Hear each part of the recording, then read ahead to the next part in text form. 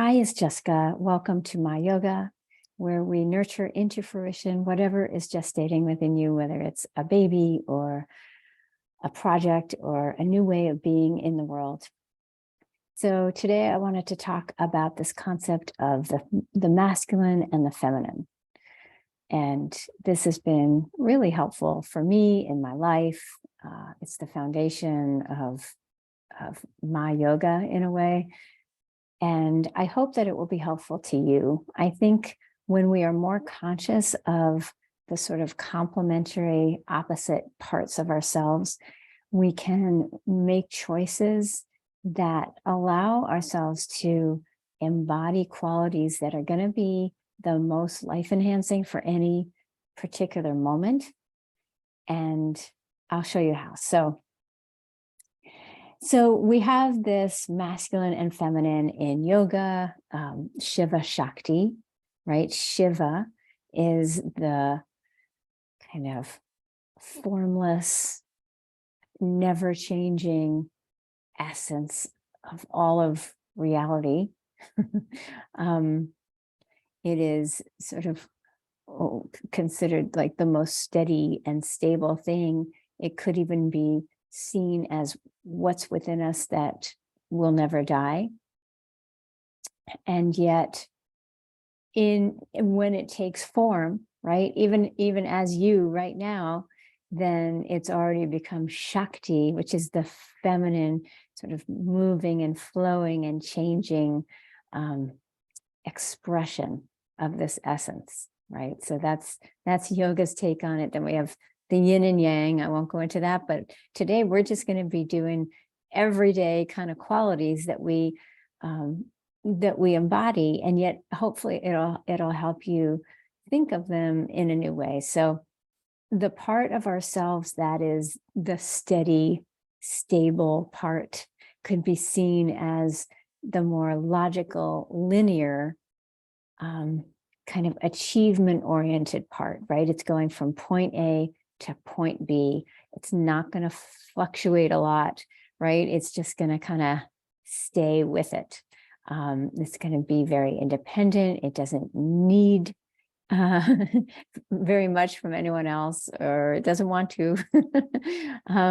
This part is, of course, incredibly necessary, right? If we're getting stuff done, if we're a mom and we have to pick up the kids and get them to the right activities, or even if we're building a house, right? We want to just follow the plan, not, get to the third floor and decide we want it to be made of glass and in an octagon or something. So, so these qualities are really useful when we're making stuff happen, getting things done.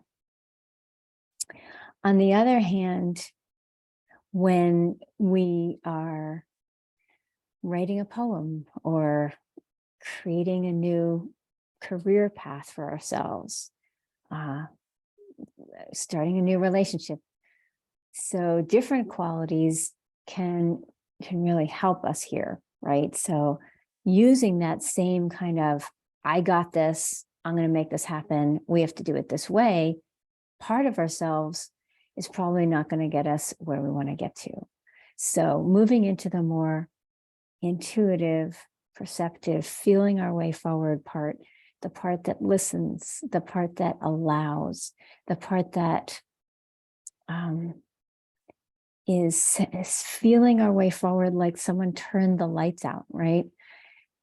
Is listening to that inner voice, that inner desire, right? Not the one that's like, I want a donut right now, but the one that's like, this is really, it feels exciting to me. It feels fulfilling to me. It feels like something I would be really happy that I did at the end of my life, right? It's that deep knowing. And we can't hear it unless we slow down, unless we turn that nurturing energy inward, that nurturing energy that we give to so many people in our lives, except ourselves, right? But can we turn in with love and respect and support and say, whatever's going on right now, that's okay. I'm not going to judge it. We don't have to fix it. We are moving forward, not in a straight line, but in a spiral, right? So yeah, we're gonna come back around.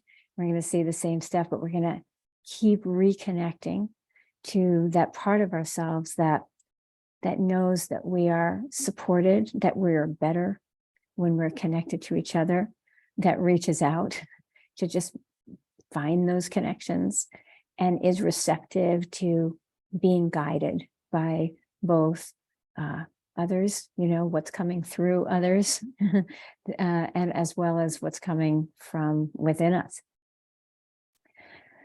So how do we find this? Well, definitely, I'm certainly not saying like we should live in one or the other, that one is better than the other. Absolutely not. They are intertwined, and they make us who we are. But we can get that awareness where we can make those better choices that will allow our lives to start to reflect what really matters to us when we start with the feminine, right? Finding the feminine, that's the first principle of my yoga. Find the feminine. We start a yoga pose or yoga class that way, right? Softening, exhaling, emptying out of all the expectations and the goals, and just allowing ourselves to be right here, right where we are, and listening in and seeing, well, what can I derive from what I am sensing right now that might be a good next step. And so finding the feminine might happen in the morning with a few exhales, just emptying out. You're not trying to create anything or make anything happen. You're just trying to be for a moment and see what arises. The feminine isn't necessarily something society goes, yay, you're taking some time just to be with yourself, or to sit with what's happened, or to open to what might be the next step, right?